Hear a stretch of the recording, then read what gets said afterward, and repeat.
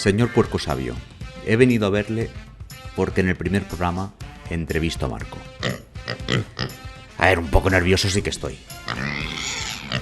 Mira, lo tendrá en cuenta. ¿Algún consejo más? ¿Sí? No sabía eso de Marco. Pues muchas gracias por la guía. A ver, ahora no puedo, que me está esperando Marco. Me voy.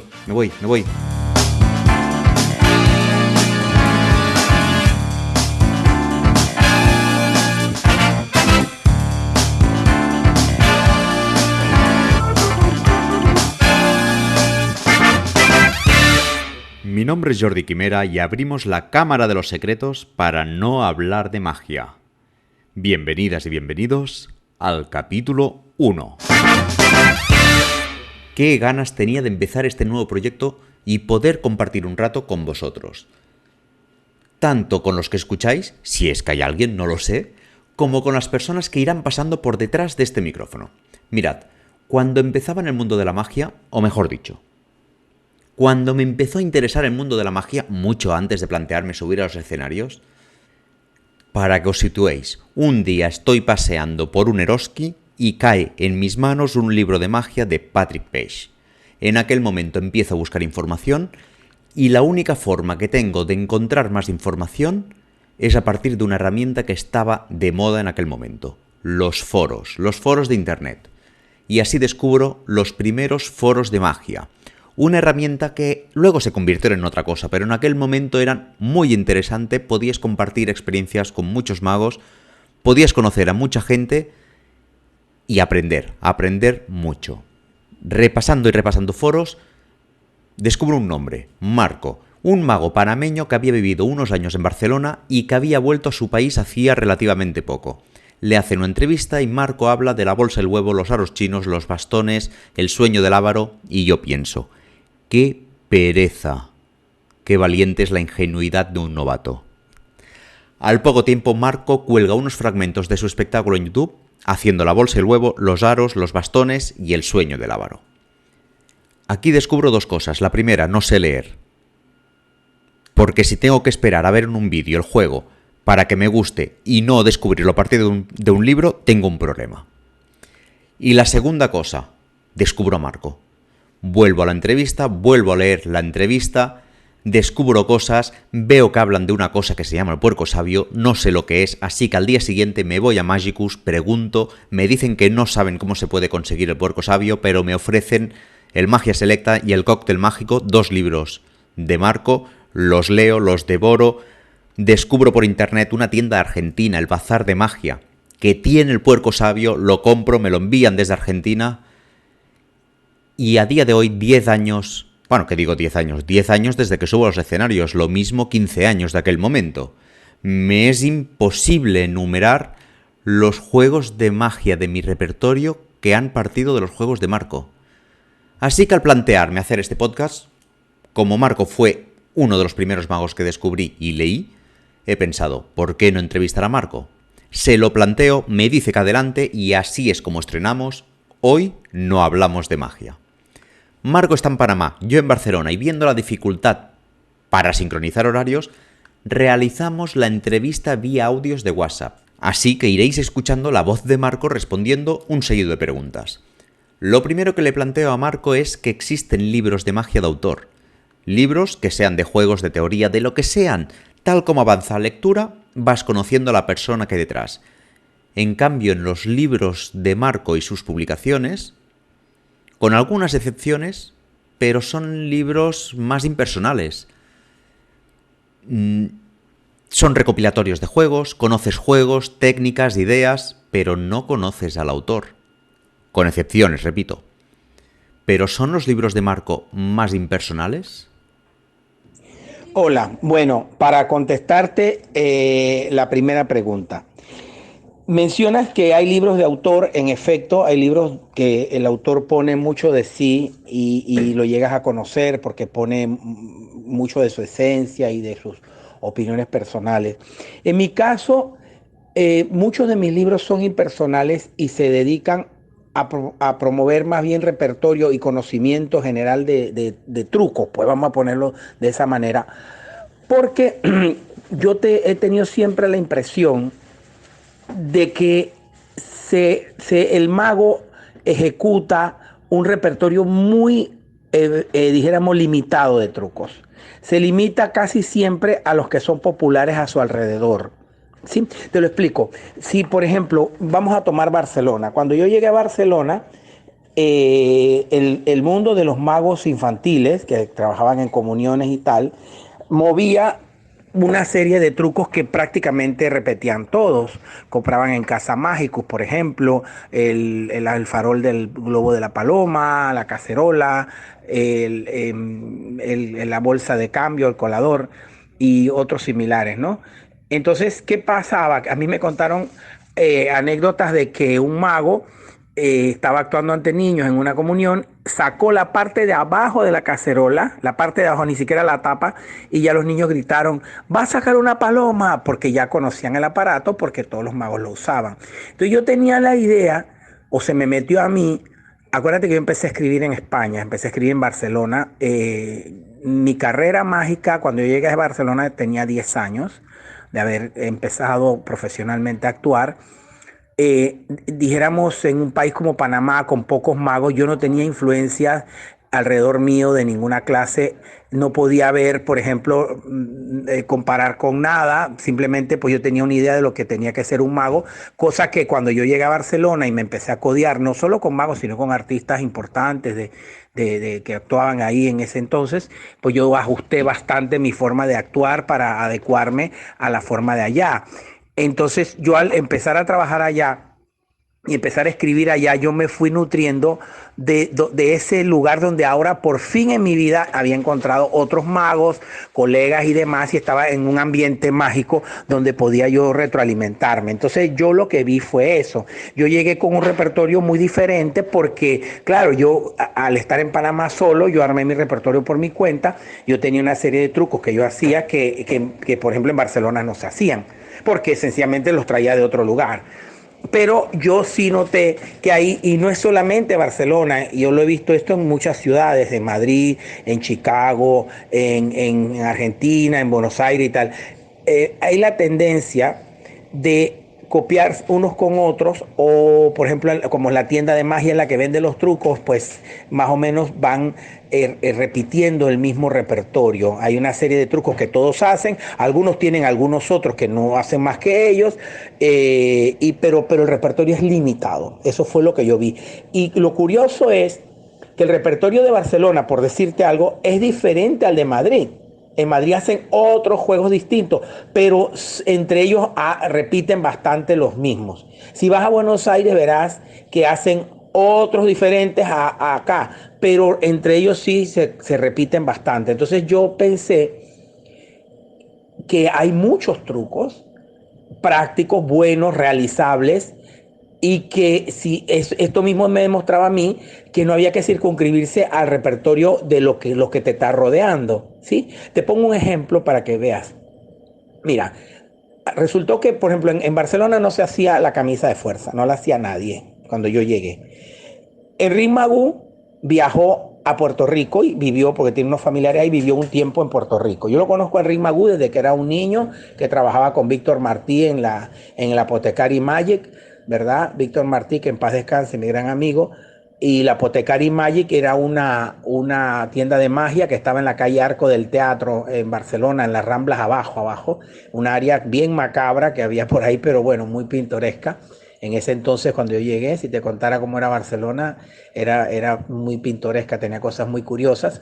Pues yo conozco a Magú desde entonces. Entonces él, unos par de años después, se fue a vivir a Puerto Rico y cuando volvió de allá, traía un repertorio diferente de allá, por lo que te digo, porque cogió el repertorio de allá y lo trajo para hacerlo acá. Entre esas cosas, la camisa de fuerza. Bueno, resultó que una tienda de magia empezó a traer camisas de fuerza, porque la gente pedía, cuando lo veían hacer a Enrique eso, oiga, usted no tendrá la camisa de fuerza, no tendrá la camisa de fuerza. Entonces la tienda empezó a traer camisas de fuerza, entonces ya otros magos empiezan a hacer la camisa de fuerza, y entonces se incorpora al repertorio. Entonces yo pensé en un principio en que si yo tiraba al ruedo una cantidad enorme de trucos de magia, ayudaba a incrementar el repertorio para que eso no pasara tanto, para que el mago tuviera de dónde aprender cosas nuevas y trucos nuevos y tal. Por eso es que en un principio el puerco sabio es más bien trucos, trucos, trucos. Claro, estaba mi columna, lo que dice el puerco, ahí la gente empezó a conocerme, era donde yo podía expresarme personalmente, las opiniones que tenía en ese entonces, que eran bastante atrevidas, como las habrás leído, causaron bastante impacto en ese momento en España, porque pues no había habido una revista así, que dijera las cosas como las decía yo. Te confieso que yo lo hacía un poquito por eso, ¿no? Para buscar un poco el escándalo, para hacer que se hablara de la revista y lograr suscriptores y hacerme una cierta fama, ¿no? Fue un recurso mío. Pisé algunos pies, a lo mejor me arrepiento ahora, quizá, pero bueno, el resultado fue que la revista fue creciendo. Yo la empecé como un simple regalo para las... Yo vendía magia por correspondencia en ese entonces y era un simple regalo para los clientes, ¿sí? Y era una hoja por las dos caras, nada más, una simple página escrita por ambos lados, donde yo explicaba unos cuantos truquitos y hacía algunos comentarios. Pero como yo vi que la cosa empezó a gustar, y más bien me empezó a gustar a mí escribir, yo la fui ampliando, ¿sí? Pero en ese momento y por bastante, bueno, por unos cuantos años, yo me dediqué, como tú dices, a hacer algo un poco más impersonal, a poner simples trucos y eso. Ahora, claro, en la primera época del Puerco Sabio también hay cosas mías. Lo que pasa es que yo no me atrevía a tanto porque yo todavía no era, dijéramos, o sea, yo logré una cierta notoriedad a raíz de los años de seguir publicando eso, ¿verdad? La gente empezó a conocerme, también por mi trabajo profesional, pues porque yo también actué mucho, actué en televisión, actué en muchos congresos en España cuando estuve 16 años, acuérdate. Entonces, yo no, al principio no tenía esa notoriedad, pues entonces yo no me atrevía porque puede parecer este tipo quién es, que se está creyendo que escribir estas cosas, ¿comprende? Yo me llegué a un lugar donde había titanes de la teoría mágica, como Arturo Dascanio, Juan Tamariz, estaba este otro Moliné y otros más, la Escuela Mágica de Madrid, etcétera. Entonces yo no me iba a atrever a venir a meter mi cuchara entre esos leones, ¿comprendes? Yo tenía que de alguna manera mostrar quién era primero antes de atreverme a escribir más de la cuenta. Si esto fuera el sorteo de lotería de Navidad, ya habría salido el gordo. El puerco sabio ha salido a palestra y esto es lo que nos interesa. Vamos a intentar entrar un poco más a fondo. Vamos a hacer un recorrido desde sus orígenes hasta hoy. Nos situamos en aquella Barcelona de 1988. Ya sabemos cómo nació el puerco sabio, pero ¿cómo se convirtió en la revista que conocemos hoy? Como ya te dije, la idea de crear el puerco sabio fue hacer un regalo pues a los clientes. En principio eso se estaba dando a todo el que me hacía un pedido, yo se lo enviaba y ya lo suscribía automáticamente y era una cosa que no me costaba mucho trabajo porque yo cuando me fui de Panamá para España yo tenía una biblioteca muy grande que había ido dijéramos coleccionando aquí en Panamá en los años que fui aficionado y siempre he sido un lector ávido de magia. Entonces tenía notas, yo llevé notas cuando me fui para España, yo anoté cosas que me gustaban, ideas mías, etcétera, etcétera. Yo tenía muchas cosas en mis cuadernos y entonces la idea era ir soltando esas cositas como un regalo a los suscriptores. Obvio que no eran ideas mías, sino pues cosas de truco, pero yo siempre buscaba las cosas más raras, las cosas un poquito más rebuscadas, ingeniosas, pues yo sé que el mago disfruta mucho leyendo métodos ingeniosos, entonces era un poquito esto, ¿no? Yo nunca me hice la ilusión de que la gente fuera a presentar o aprenderse todo lo que hay ahí, pero sí sabía que el mago, la experiencia mía propia, que el mago le gusta leer trucos y si ¿cómo es? El método es ingenioso, pues disfruta muchísimo, ¿no? Bueno, y de ahí puede ser que algún día lo haga o que decida ponerlo en repertorio. Pero la idea del puerco sabio fue esa, una simple hoja de regalo para los que compraban algún truco de correspondencia que yo mandaba unas volantes y pequeños catálogos y eso, y me hacían pedidos y tal, ¿no? Esto lo hice porque mis primeros años en España fueron bastante duros. Era un artista desconocido, los magos no eran muy apreciados por los representantes artísticos del momento porque decían, no, los magos todos hacen lo mismo, sacan la paloma, estas cosas. Parece que estaba un poco saturado, entonces costaba un poco de trabajo. Entonces yo tuve que buscar suplemento para vivir, pues entonces me puse a vender, fabricaba trucos, la mayoría de los trucos los fabricaba yo. Primero fabriqué para Apothecary Magic, como te conté, esa tienda que existió en Barcelona, y hasta el punto de que ellos se llegaron, Víctor, pues Víctor Martí, que en paz descanse, él llegó a depender mucho de mí para las promociones mensuales que hacía. Yo le preparaba cerca de 6 o 7 trucos nuevos cada mes, los fabricábamos en cierta cantidad y hacíamos un lanzamiento, invitábamos gente, magos, pues a un lanzamiento de del nuevo catálogo mensual que se hacía entonces, y entonces venían y le hacíamos demostraciones y entonces se vendía bastante ahí y luego pues se vendía por correspondencia. Entonces, cuando Víctor murió, eh, coincidió con un periodo de unos 3 años que yo volví a Panamá. Cuando yo regresé, entonces, como te digo, abrí esto de vender por correo y metí el puerco sabio como un regalo. Pero pronto me di cuenta de que gustaba y entonces lo amplié porque tenía yo ganas de escribir también, ¿ves? Entonces lo amplié, le metí la parte le amplié la parte de lo que dice el puerco, como estaba yo en un ambiente mágico importante como es España, pues había mucha noticia, había muchas cosas que ocurrían, habían congresos, habían, si dijéramos, bochinches que llamamos nosotros aquí en Panamá, o sea, problemas y líos y enredos que podían ponerse, ¿no? Y llamó la atención la revista y empezó pues a crecer en su base de suscriptores. Aquel origen, aquel primer puerco sabio, aquella primera etapa que va desde el año 88 al 91, podemos decir que es una etapa en la que hay mucho, mucho y mucho repertorio, pero poca teoría. ¿Por qué? Sí, eso es cierto de que al principio eran muchos juegos y poca teoría, o algo había, pero yo, como por lo que te dije, yo no me atreví siendo quien era, una persona recién llegada ahí, un joven, yo llegué con 29 años a España, prácticamente la parte más importante de mi carrera la realicé en España, que fueron 16 años, como te conté, ¿verdad? Donde yo creo que mi desarrollo mágico se dio ahí.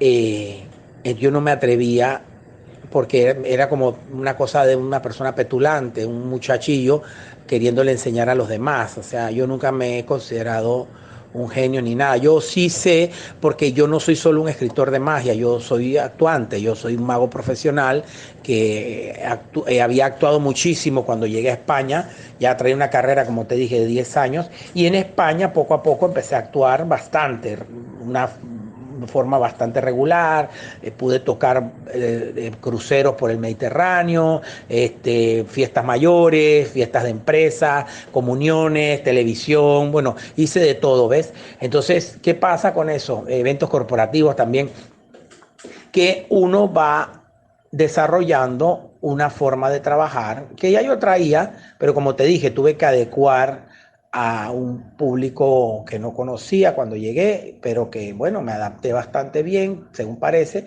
y uno va desarrollando su forma de trabajar y luego teoriza, uno teoriza, analiza lo que hace, por qué lo hace, y entonces me empecé a atrever a escribir estas cosas poco a poco, como tú ves, ¿no? Y sí, en efecto, fue una cosa consciente, ¿ves? Consciente primero en no hacerlo y segundo en empezar a hacerlo poco a poco a medida que me fui sintiendo con más, dijéramos, credenciales para hacerlo, ¿sí? Entonces, últimamente he escrito más de la teoría, pues sí, porque ya a la edad que yo tengo y con todo el tiempo que tengo detrás mío en la magia, creo que ya sí puedo.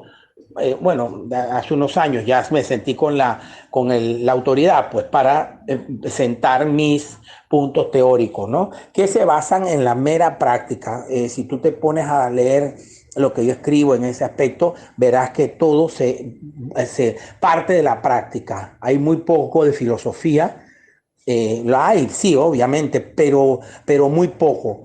Más bien es cosa extraída de la práctica, ¿ves? Algunas cosas que no las originé yo, ¿verdad? Yo, por ejemplo, parece mentira, pero yo mismo me he dado cuenta que varias de los conceptos que postula Arturo Dascanio, yo los aplico en mi trabajo, ¿verdad? De una forma inconsciente primero y luego ya sabiendo, pues lo que yo, cuando lo he estudiado, pues yo ya vi, mira, esto es lo que hago yo, que ya Ascanio lo había postulado y lo había estudiado también, ¿verdad? Él, porque era una persona muy profunda, una persona muy intuitiva, muy estudiosa, estoy buscando la palabra para decirte, era una persona muy meticulosa en ese aspecto, pudo discernir todos esos principios que podemos aplicar no solo a la cartomagia y la magia de cerca, sino también a la magia de salón, escenario, etcétera. Por ejemplo, una de las cosas que yo utilizo mucho es el llamado paréntesis anticontraste, o sea, que tengo muy en cuenta para mi trabajo, ¿ves? Y lo explico en mis conferencias, cómo ese paréntesis anticontraste puede echar al traste los trucos de magia si uno no sabe eso y no conscientemente no elimina ese paréntesis que lo que hace es debilitar el efecto mágico, por ejemplo, ¿no? Entre otras cosas. Entonces tengo también cosas mías, tengo cosas que he recogido de otros magos, por ejemplo, te cuento que de Paul Potassi, por ejemplo, el tema de, porque es algo práctico, el tema de los juegos de cartas de salón y escenario, hay un detalle que está por ahí escrito por mí. Yo lo noté cuando recién llegué a España, porque yo había tenido el problema de que los trucos de magia con cartas para salón no me funcionaban. Y yo recién llegué, un amigo mago ya difunto, Agustín Vilajosana, un gran amigo, me mostró unos videos de Potassi y entre eso estaba su presentación de la carta pescada. Y ahí yo vi el detalle, digo, eso es lo que hay que hacer.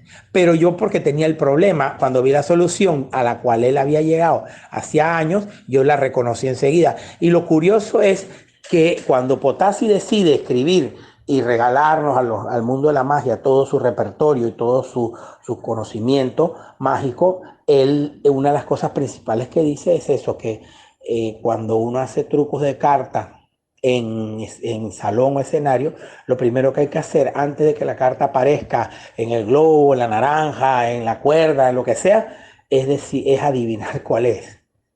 Claramente tienes que adivinar primero cuál es la carta y después lo otro, porque si no el truco no funciona. Y esto es así.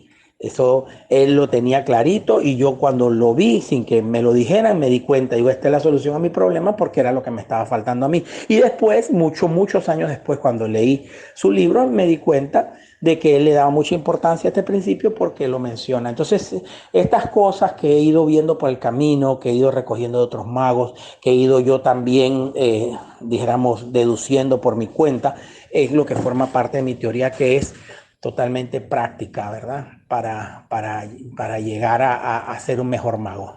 El Puerco Sabio siempre ha sido una revista intermitente, que unas veces ha existido, ha resurgido, parecía que se había terminado, ha vuelto, y en el año 96 Marco en la revista demuestra sus dotes de mago, hace una predicción, dice: la magia está resurgiendo. Y esto ocurre en un artículo sobre la magia en Broadway.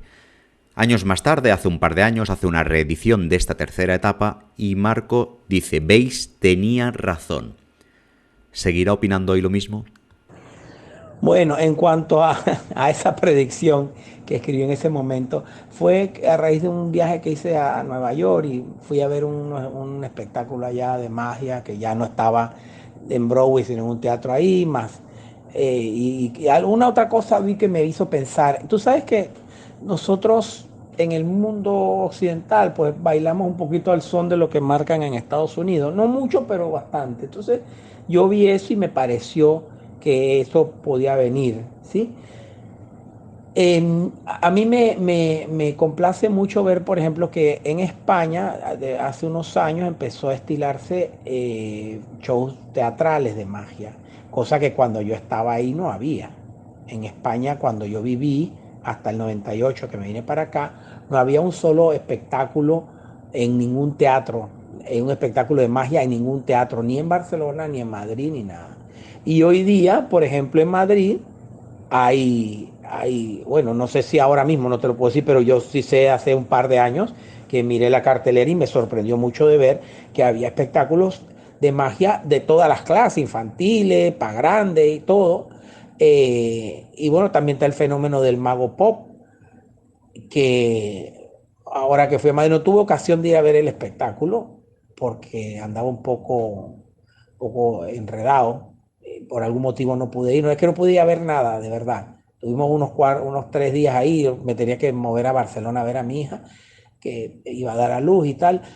Pero bueno, ha estado con éxito en Madrid hasta el punto que se ha comprado un teatro en Barcelona y el público ha respondido. Entonces yo también en otra gira anterior que hice dando conferencias por toda España, por allá por los lados de Pamplona, conocí a varios magos que hacen gira por su área y van a auditorios municipales y teatros y demás. Y eso en mi tiempo no había. En mi tiempo, cuando yo estaba en España, tú trabajabas con representantes artísticos que te llevaban a fiestas mayores o eventos que habían, pero ir uno casi por libre, como se estilaba hace décadas y décadas, que el espectáculo lo armaba el mago un espectáculo y viajaba por ahí de teatro en teatro, eso no se veía y ahora sí se ve, en España por lo menos. Ahora, en otros países no, que yo sepa, por ejemplo, de nuestro ámbito, pues, de habla hispana, porque, por ejemplo, acabo de venir a Argentina, y ya en Argentina, pues, no se hace esto. No hay ningún espectáculo que ande dando vueltas que yo sepa, a menos que sea algún circo que lleve mago y tal, pero que haya espectáculo viajero, no. Sin embargo, sí hay espectáculos internacionales de magia que andan por ahí, como The Illusionist, que ha venido a Panamá en 3 ocasiones y siempre con gran éxito y hacen gira internacional. Entonces yo creo que somos los magos lo que no estamos aprovechando el asunto, la situación. No nos estamos poniendo al tanto de eso, de decir, bueno, voy a armarme un espectáculo para explotar esta situación, que como todo es pasajero. ¿Sí? Las modas cambian, los gustos cambian. Dentro de unos años quizás eso ya no sea así, la gente estará viendo otra cosa, pero yo sí noto que el público tiene una conciencia distinta de la magia ahora que la que tenía hace 40 años, por ejemplo, o 30 años. Hoy día tiene una conciencia diferente. La gente habla de magos por nombre. La gente te menciona a David Blaine, la gente te menciona a Copperfield, por supuesto, la gente te menciona a como es Chris Angel, a Dinamo, a los que ven en televisión, ¿sabes? Te los menciona. Y además de eso, en ciertas ciudades te mencionan a magos que son de ahí, que te dicen, te hablan con nombre y apellido de magos. Incluso aquí en Panamá hay algún mago. Yo no, pues ya yo aquí he perdido bastante vigencia porque estoy dedicando más a lo que es los viajes para afuera, para hacer conferencias y tal. Pero aquí hay algún mago que te diga, ay, mira, fui a ver al mago Jorge, por ejemplo, y tal, y te hablan con el nombre del mago, cosa que antes no pasaba. Vi un mago, era lo que decía la gente. Pero yo siento que los magos no nos hemos puesto, no hemos captado el momento, la oportunidad, el hueco de oportunidad que hay ahora para meternos con espectáculos en otros países, porque en España sí se está haciendo. En España sí hay magos que lo hacen. El año 96 Marcos se atreve a hacer su predicción, pero hoy se atreverá a hacer una predicción de cómo estará la magia en el futuro. Bueno, la predicción que yo haría para la magia del futuro es un poco lo que te acabo de decir en la contestación anterior. Si los magos, ya la situación se nos ha puesto por delante, entonces tenemos que aprovecharla. Si el mago, en general, si los magos no nos damos cuenta de esto y no nos lanzamos al ruedo para salir en gran plan delante del público, eh, la situación va a cambiar y va, como todo, pues va a venir otra cosa y no vamos a poder aprovechar. Ahora yo pienso que el agujero, la ventana de oportunidad está abierta todavía, ¿ok? Bueno, yo no quiero hablar mucho de mí, pero te lo voy a decir. Acá en Panamá había un empresario de comerciante, un tipo con bastante dinero, que hacía, amante de la magia, que hacía rato estaba detrás de mí para armar un espectáculo grande, para llevarlo a teatros aquí en Panamá y si acaso con proyección internacional, qué sé yo. Tanto insistió que yo por fin, pues a principio de año le dije que estaba bien y el hombre ha invertido un dinero importante en algunos aparatos grandes y tal. Y yo pues he metido bastante cosas de lo pequeño, de la magia más mediana y tal. Y he metido un par de actos de variedades que estamos montando, ¿no? No es que estamos contratando a nadie, sino que estamos montando unos actos de variedades incluidos dentro de la magia. Una cosa de un equilibrio y el truco este conocido pues ya, que antes era novedad, pero que bueno, que todavía por acá no se ha visto tanto, que es el de los cambios de ropa y tal, ¿no? Estamos metiendo eso dentro del show. Y esto se va a estrenar en enero, aquí en Panamá, en un teatro de mediano tamaño, con la finalidad de hacer algo pues importante, ¿sabes? Y lo acepté justamente por eso, porque yo dije, bueno, la oportunidad está, hay alguien que está poniendo el dinero, eso es reflejo de la situación, porque que una persona que tenga dinero, de un buen día, por más que le guste la magia, decida arriesgar un dinero para montar un espectáculo de esto, es un reflejo de esa situación que te estoy diciendo, ¿no? Y yo creo que así como surgió acá, puede surgir en otro lado, o uno con su propio esfuerzo lo puede hacer. Porque estos magos que yo vi, que conocí por el norte de España, por allá por el País Vasco, Pamplona y esos lugares, no llevan un espectáculo monstruoso, lleno de grandes aparatos y ayudantes. Llevan unos espectáculos más modestos, pero efectivos, que cumplen con su cometido de entretener al público, maravillarlos y tal. Entonces, viajan y hacen giras por auditorios, teatros y demás, que es muy bonito en España eso de que los ayuntamientos tienen, dijéramos, este apoyo a la cultura y tienen que programar salas que tienen en ciudades grandes y pequeñas. Entonces hay cabida para un espectáculo de magia porque hoy día todas estas artes como la nuestra se ven con otra óptica, ¿verdad? No es una arte huérfana como era antaño, el mago era un acto de sala de fiesta y tal. Hoy día es como una arte vista de otra manera, igual que el malabarismo, igual que ese tipo de cosas, ¿verdad? Porque hay otra onda hoy día. Quizá influye un poco por el tema del Circo del Sol, que también ha hecho mucho por darle una cierta dignidad a esas artes menores, que eran las artes nuestras, malabares, acrobacia, magia y tal. Aunque bueno, ellos no hacen tema de magia, no sé por qué, no, parece que no les gusta, pero sí entramos dentro de ese paquete, ¿ves? Parecía que el Puerco Sabio se había terminado definitivamente, pero el año 2011 nace la quinta época del Puerco Sabio. ¿Y qué época? Pasan muchas cosas, pero una de ellas es que Marco introduce todo su repertorio profesional. En esa época del Puerco Sabio que mencionas, sí, en efecto, yo decidí publicar prácticamente todo mi material, salvo las cosas que ya estaban publicadas, como la rutina de cuerda y alguna otra cosilla, pero es como con la finalidad de dejar sentado lo que yo hago en este momento, o hacía hasta ese momento. Bueno, continúo haciendo la mayor parte de esos efectos, eh, de que quedara sentado mi repertorio como en vista a algo histórico, pues yo creo, y lo dije ahora cuando creo que lo pongo cuando escribo lo de Chan, que tenemos un cierto deber nosotros de documentar qué hacemos, qué han hecho los otros magos, para que quede una historia de nuestro trabajo en nuestros países. Cuando hablamos de historia de la magia, hablamos siempre de magos extranjeros, Houdini, Thurston, Dante, qué sé yo, Carter, Cardini y tal, pero los magos nuestros no los mencionamos porque no los conocemos, no sabemos qué hacían, no tenemos idea de nada.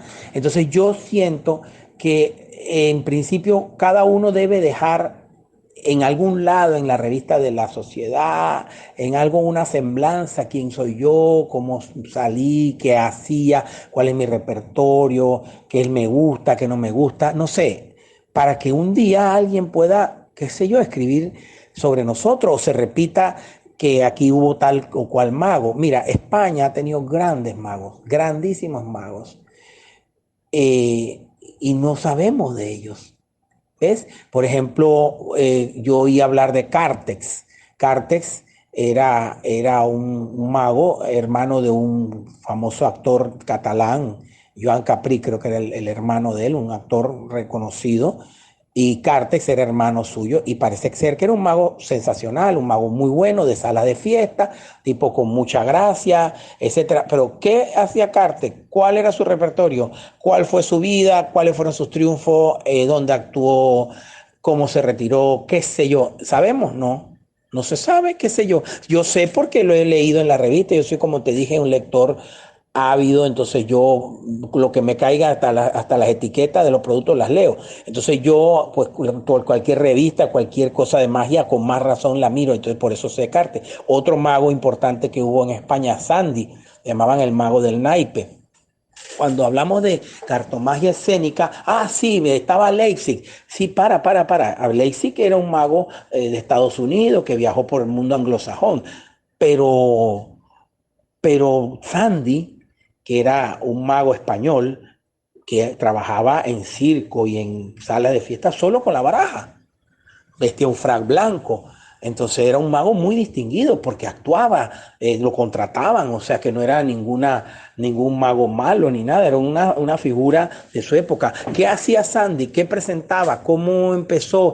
¿Qué lo llevó a eso? ¿Sabemos eso? No sabemos, porque en su momento ni Sandy ni los que estaban al lado suyo se les ocurrió escribir a fondo sobre esta persona y decir qué era lo que hacía, ¿ves? Entonces, así como ese, tenemos pues los grandes mentalistas que hubo en España, Fassmann, mentalistas hipnotizadores, profesor Alba, padre e hijo, Max, ¿verdad? Tipos importantes que hicieron giras por América, hicieron giras por Norteamérica, Fassmann París, el norte de África, o sea, ¿qué hacían en su show? ¿Cuál fue su vida? ¿Cómo llegaron a eso? ¿Cuáles fueron sus éxitos? No sabemos nada. Ni siquiera, si le mencionas estos nombres a magos, ni siquiera saben que existieron, ¿comprendes? Y así como eso, muchísimo. Entonces, hemos pasado. Mira, en España se hizo un bonito esfuerzo que creo que fue Gea, que escribió un libro de la magia española, un libro muy bonito. Ese es un enorme paso que se da, porque por lo menos ya ahí tienes una secuencia de magos, aunque ¿cómo es? El alcance del tratamiento de cada mago no puede ser por la lógica de que es un solo libro a profundidad, por lo menos ya tienes para dónde empezar. Anterior a él estaba Magic King, que escribió un pequeño libro sobre que tiene un listado de magos españoles, ¿sí? Es un punto para empezar, pero no nos preocupamos de nuestra figura. ¿Ves? Los anglosajones tienen eso a favor de ellos, que ellos sí se preocupan de sus figuras y las documentan, y las historias de la magia que tenemos son del punto de vista de ellos, no de nosotros. Entonces, lo que me movió a mí en ese momento fue dejar en algún punto de la revista mi repertorio para que la gente en un futuro, cuando ya yo no esté por estos lados, sepa el mago Marco qué hacía. Presentaba esto, presentaba el otro, por ahí quedan videos, quedan cosas, entonces ya el día que alguien quiera hacer una historia de la magia y me quiere incluir a mí, pues por lo menos el material lo tiene, ¿sabes? Lo otro fue compartir con mis lectores y darle una calidad, como tú dices, a la revista con trucos ya terminados, trucos de trabajo que ya están en un punto de una rutina que se ha llevado a la práctica en muchas ocasiones y que yo la doy ya completa para que el lector la pueda hacer. A mí me causa mucho gusto y alegría cuando yo veo mi material presentado por otros. A mí no me da nada no me molesta porque yo mismo lo publico para que lo hagan, ¿ves? Y lo regalo.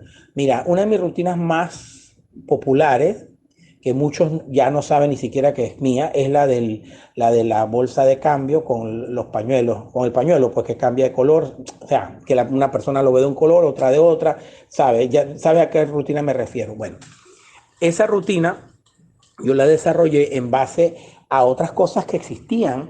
Había una cajita de metal que tú ponías una carta y tenía un flap que movías con el dedo y cambiaba una carta por otra y se hacía en ese entonces con baraja española, con carta española se daba una carta, se metía ahí y entonces alguien veía el 4 de oro y el otro veía el 7 de copas y entonces era la broma porque le ibas cambiando, ¿no?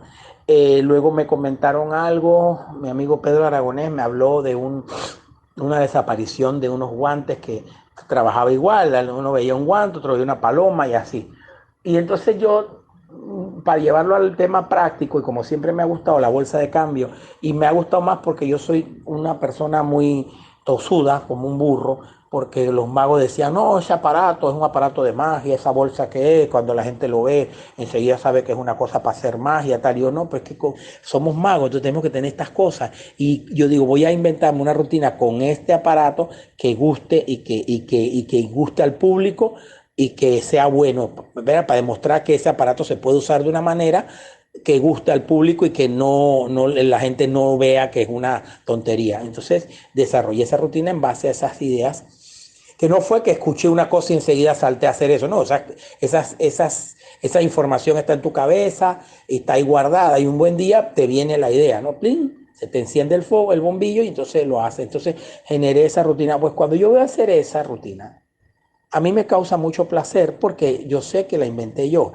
aunque hay gente que ya no lo sabe porque eso ha pasado de mano en mano y eso no, pero está documentado en 3 horas con Marco porque ahí yo puse la explicación y puse una grabación de cuando lo hice en el programa del Maggi Andreu, entonces la gente puede ver la efectividad del truco porque lo están viendo presentar. Por ese motivo es que como lo vieron presentar en ese video, fue por ese motivo que muchos lo adoptaron porque vieron que era un truco efectivo. ¿Ves? Porque también el mago tenemos ese pequeño problema. Si el truco lo vemos en un libro muerto ahí, no le vemos mucho ¿cómo es? El potencial. Cuando lo vemos presentar, vemos cómo funciona, entonces sí le vemos el potencial, entonces ya ahí sí queremos hacerlo. Esto fue lo que pasó con ese truco. Entonces a mí me causa mucho gusto ver hacer mis rutinas, ¿ves? Como en el caso de esta, la cuerda, la bolsa del huevo, ¿ves? Porque la gente además las coge y las cambia, ¿no? Nunca la hacen como la hago yo. Por ejemplo, una que no he publicado nunca, pero está en YouTube, que es la de los conejos pasa pasa. Yo sé de varios magos que la hacen así, la rutina que yo pongo ahí, una rutina, bueno, o sea, eso es un truco usual, es un truco normal, clásico, que se vende en tiendas de magia, pero que por algún motivo los magos no sabían cómo presentarlo y cuando vieron mi rutina, pues les gustó. Y ahí hay un par de detalles, hay unas cosas de humor, hay unas cosas de chiste que hacen que el truco valga la pena y muchos lo han adoptado y bueno, yo feliz. A mí no me molesta eso, no me siento que me estén copiando nada, porque yo publico es para eso, para que la gente lo haga. Y eso fue una de las cosas que también me movió a publicar todas mis rutinas, por ejemplo, las pizarras, la naranja, la carta de la naranja, los pañuelos con los nudos, la venda, qué más, los aros chinos, como lo hago yo, la bolsa del huevo, las cartas al bolsillo, que por cierto, la carta al bolsillo es igual que está en el libro original de la ley de Bertrand. Yo le he agregado nada más que me quito el saco para hacerlo sin chaqueta y cambio un poquito el formato de que la idea de que las cartas pasan por la manga, por el hecho de que con la chaqueta que usamos hoy en día queda tapado el bolsillo y como ellos trabajaban con frac, el bolsillo queda abierto. Entonces, a mí me parece sucio que el bolsillo se cubra con el borde de la chaqueta, porque cae y lo tapa. Entonces, no me parece que sea el truco normal, pero solamente eso puse. El resto es todo igual como está en el libro. Entonces, pero yo lo uso, es un truco muy efectivo, lo uso muchísimo y gusta mucho, ¿entiendes? Entonces yo siento que, ¿cómo se llama? Yo siento que yo di a los lectores y a los que puedan leer en el futuro mi revista, di todos mis trucos o la mayor parte de ellos con la afán también, primero, como te dije, que quede ya eso ahí asentado, que ese era mi repertorio hasta ese momento. Y lo otro, que compartir con los demás mis rutinas, ¿no? Yo no tengo ningún problema con que la hagan, ¿sabes? Entonces, también puse los palos chinos como lo hago yo, bueno, todas esas cosas, ¿ves? Y no descarto que el repertorio nuevo que estoy haciendo ahora y que estoy usando y seguirlo publicando en un futuro, ¿no? ¿Ves? A medida que vaya perfeccionando las presentaciones.